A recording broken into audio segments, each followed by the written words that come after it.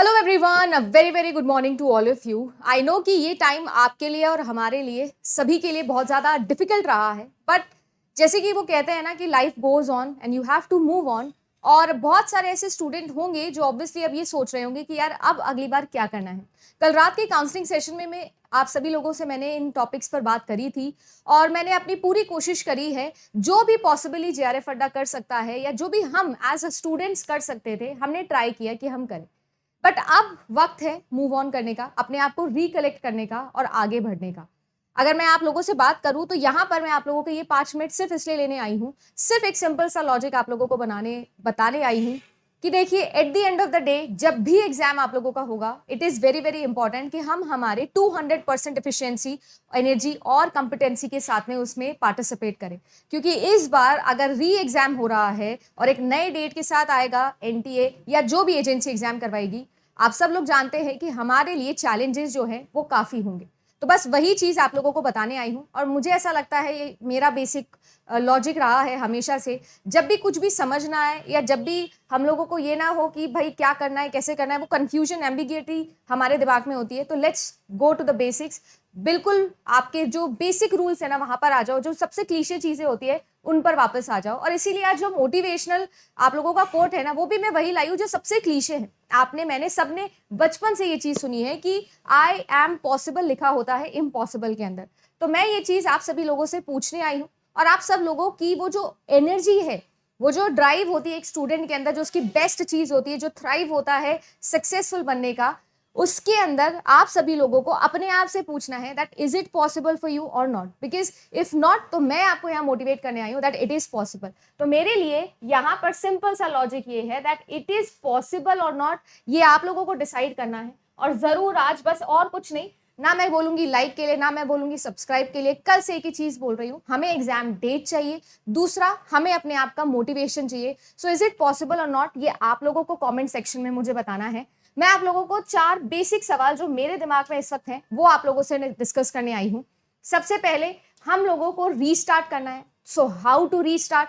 How to restart का मतलब ये है कि कैसे हम दोबारा से अपने आप को रिकलेक्ट करें और अपनी तैयारी को दोबारा से उस लेवल पे लेके जाएं जिस लेवल पर हम 18 तारीख की सुबह 8 बजे अपनी तैयारी को लेके गए थे।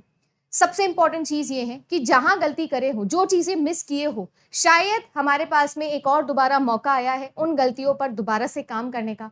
आई नो बहुत सारे बच्चे होंगे कि मैम हमारा अच्छा स्कोर बन रहा था, इस बार जेआरएफ होने ही वाला था और ऐसा लग रहा है कि जेआरएफ छू के वापस आ गए हैं। आई नो पॉसिबल कम लग रहा है, ऐसा लग रहा है कि मैम कैसे करें, फिर दोबारा तो नहीं हो जाएगा। बट हमारे पास में ऑप्टिमिस्टिक होने के अलावा एक फेथ अपने अंदर और इस पूरे सिचुएशन में सिर्फ और सिर्फ एक होप के जरिए आगे बढ़ने के अलावा और कोई चांस नहीं है। तो वो पॉजिटिविटी अपनी दोबारा जगाओ, रिकलेक्ट करो और रीस्टार्ट फ्रॉम द पॉइंट जहां पर आपने छोड़ा था। आपने बहुत सारी ऐसी चीजें होंगी जो छोड़ी होंगी और आपको ऐसा लगा होगा कि यार ये अभी नहीं हो पाएगा, पॉसिबल नहीं है, टाइम नहीं है।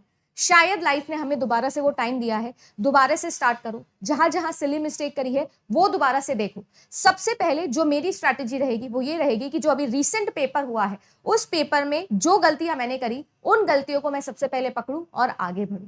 अगर मैं आप लोगों से बोलूं फ्रॉम वेयर, तो जैसा मैंने कहा इट इज वेरी इंपॉर्टेंट कि हमारे पास में जो भी रिसोर्सेज रहे थे, जो भी मैंने खुद के नोट्स बनाए थे, जो भी मैंने रिकॉर्डेड मैराथन अभी मेरे पास में है, जो भी रिकॉर्डेड पेड क्लासेस आपके पास में रहेगी, क्योंकि ऑब्वियसली आप लोगों को पता है मैंने वैलिडिटी एक्सटेंड कर दी है, तो आप लोगों के पास में जो भी वो मटेरियल है उन्हीं से शुरुआत करिए। और साथ ही साथ आज आप सभी लोगों के लिए इवनिंग के अंदर हम सभी लोग लेके आने वाले हैं पूरा कंप्लीट स्ट्रैटेजिक प्लान 9 PM, जिसमें मैं आप लोगों को एक एक टॉपिक, और हर एक टीचर अपना बेस्ट जो है वो लेके आएगा। एक एक टॉपिक, कौन कौन सा टॉपिक हम रिवाइज करेंगे, कैसे कैसे रिवाइज करेंगे, वो सब लेके आ रहे हैं। पूरा दिन आपके पास में अपने रिसोर्सेज रिकलेक्ट करो और रात को 9 बजे फिर से मिलेंगे। इसी में इस बार बात करेंगे कि टॉपिक कौन से डे कौन सा होगा, कौन सा टीचर पढ़ाएगा और कहाँ होगा। सिर्फ और सिर्फ यूट्यूब चैनल पर होगा, ये भी प्रॉमिस है, टोटली फ्री ऑफ कॉस्ट।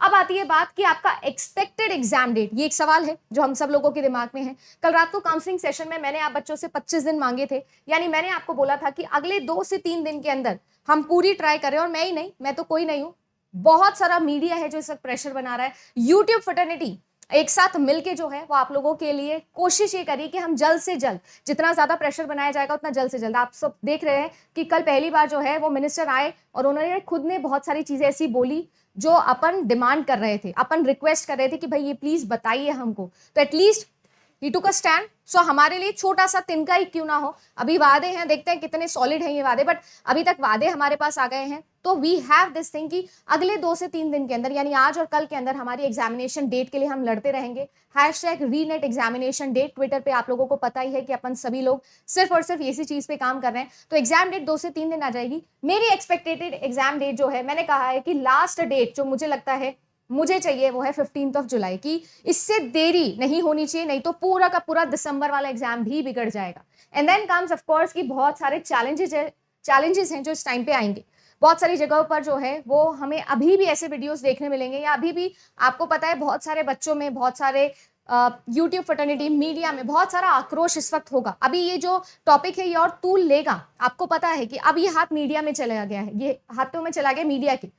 तो बहुत सारी चीजें हैं जो एग्जैजरेट होगी, बट जैसा मैंने कहा कल का दिन सिर्फ और सिर्फ इस चीज के लिए छोड़ा था, बट अब से back to basics, back to what we can do the best, that is learn and teach. तो बस वही चीज है।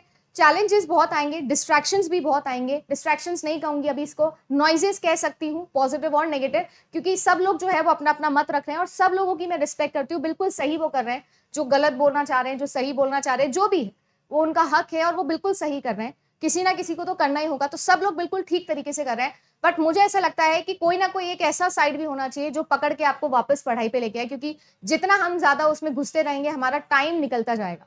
तो चैलेंज सबसे बड़ा ये है कि अपनी नॉइजेस कट करो और तैयारी शुरू करो। चैलेंज ये सबसे बड़ा ये आएगा कि मैम वो मोटिवेशन दोबारा कहाँ से लाए, वो फैमिली जो प्रेशर हम लोगों ने झेला, जो हम लोग देख रहे हैं। आज मुझे पहली बार ऐसा महसूस हुआ कि पेरेंट भी आके ऐसे बोल रहे हैं कि यार क्या ही करेगा पढ़ाई करके। पहली बार इंडियन पेरेंट आके अगर ये चीज बोलने लग जाए तो क्या बड़ी बात है।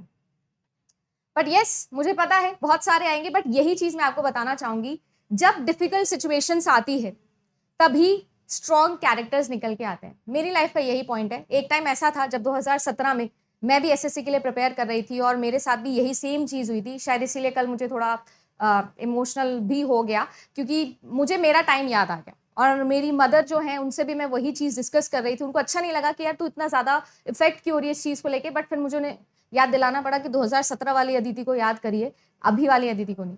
जो भी है, जैसे भी है, मैं आपको बस एक चीज अपने पर्सनल एक्सपीरियंस से बताना चाहूंगी। डिफिकल्ट सिचुएशन से स्ट्रॉन्गेस्ट पर्सनैलिटीज निकल के आती है। Life is testing us, everybody is testing us, let's take it on a challenge way और देखते हैं और कितना इस बार जो है वो पेपर में धमाके करके आने हैं, फाड़ के आना है, ऐसा काम करना है। तो पूरी टीम के साथ में जेआरएफ अड्डा प्लानिंग के साथ में आने वाला है। आज टॉपिक्स की पूरी लिस्ट और उसी लिस्ट के अकॉर्डिंग आपकी क्लासेस चलेगी।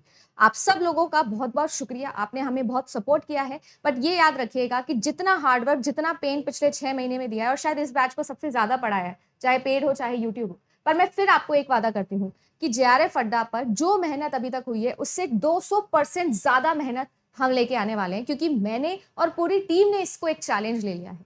अगर लड़ाई है ना तो फिर इस बार हो ही जाए, और स्टूडेंट की सच्ची जो पावर होती है, जो उसका स्किल, उसका नॉलेज होता है, जो उसका पेपर में आंसर करने का जो उसका चैलेंज है, वो इस बार करके दिखाएंगे, वो इस बार हम लोग फोड़ के दिखाएंगे। So let's see what we can do and how we can do it. So बस यही बताने आई हूँ। मोटिवेट आप लोगों को मैं जितना कर सकती हूँ उतना किया, बट एक चीज बता रही हूँ कि अपने आप को रिकलेक्ट करना जरूरी है, अपनी आप की पर्सनालिटी बनाना बहुत ज्यादा जरूरी है। सो गुड लक, मिलती हूँ आप सभी लोगों से अब सीधा पढ़ाई वाले वीडियो में। Thank you.